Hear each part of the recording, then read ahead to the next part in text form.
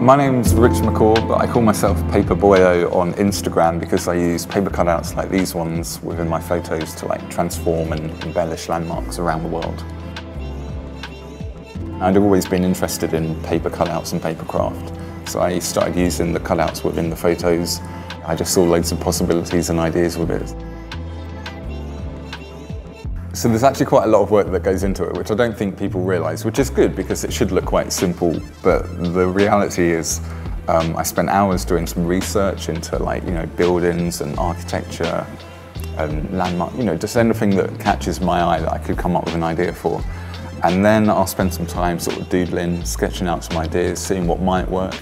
And normally some ideas just totally don't work, some ideas do work. So yeah, there's a lot of trial and error. There's a lot of just being an optimist and hoping that some things will work.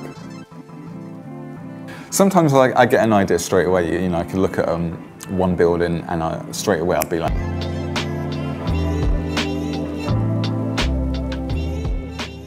normally it takes me about 40 minutes to shoot the photo because I want to try it from loads of different vantage points. And normally the cutouts are quite flimsy, so if it's windy, I need to sort of wait for the wind to calm down.